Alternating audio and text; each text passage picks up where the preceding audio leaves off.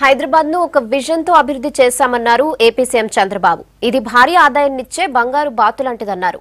దీన్ని జాగ్రత్తగా కాపాడుకోవాలన్నారు. తాము అధికారంలోకి వస్తే హైదరాబాద్ ప్రజలకు అండగా ఉంటామన్నారు. ఇప్పుడు అమరావతి అభివృద్ధి కోసం కష్టపడుతున్నామని చెప్పారు. హైదరాబాద్ పార్క్ హయాత్ లో ఎడిటర్స్ తో మాట్లాడిన బాబు ఈసారి తమ పార్టీ నుంచి గెలిచే ఎమ్మెల్యేలను కాపాడుకుంటామని చెప్పారు.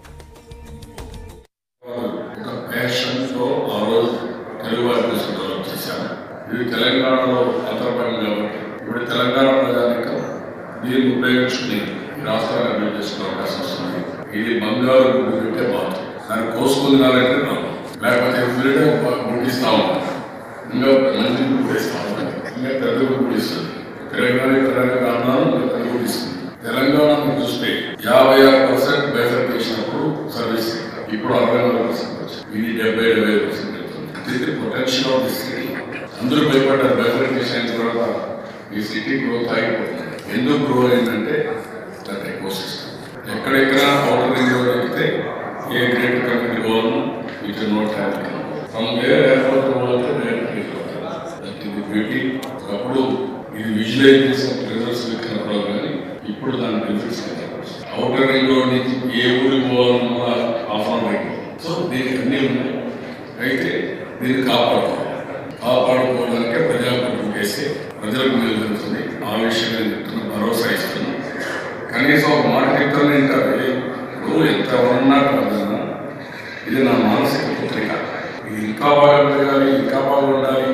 మొన్న ఇటీవల కాలంలో నేను అబ్రాడ్ పెడితే మనం చూడంగానే మీ హైదరాబాద్ మనకి బైఫర్కేషన్ తెలియదు, చాలా బాగుందా ఏంటి అడుగుతున్నాను. నేను చెప్పాను హైదరాబాద్ బాగుంది, కొత్త రాష్ట్రాలు డెవలప్ చేస్తారని చెప్పే పరిస్థితి వచ్చాను. So this is where. కాబట్టి this is my message Telangana ప్రజానికందరికీ. బ్రహ్మాండంగా డెవలప్ అవుతుంది, అండగా ఉంటాం. అంటే మళ్ళా నేను రావడం లేదు. నేను అమ్మాలండగా ఉంటే ఒకప్పుడు ప్రచారం చేశాను, ఐడియా ఉంటుంది. ఇక్కడ పోటీ చేసిన పిల్లలంటే మళ్ళా ఆంధ్ర తెలంగాణ కలిపే ప్రయత్నం చేస్తున్నాను.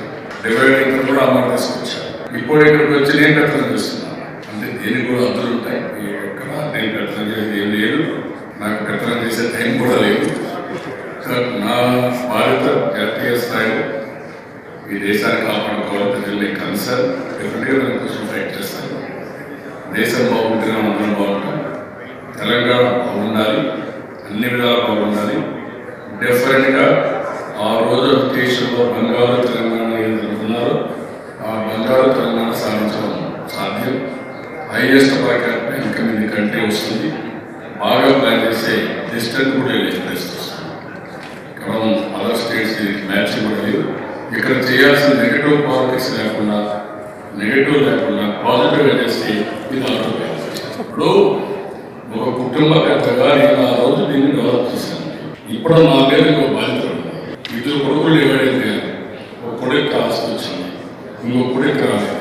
యాజ్ పేరెంట్గా అటల్ ఫ్యామిలీగా అతని సైడ్ నేను ఫైట్ చేస్తున్నాను, కష్టపడుతున్నాను. ఇది ఇంకా బాగా గ్రో అయితే గ్రో అవుతుంది. లేదు అది వాట్ విషయం. అట్లని చెప్పి ఇది తగ్గించడం గ్రో కావాలి, ఇది పెరగాలి. అది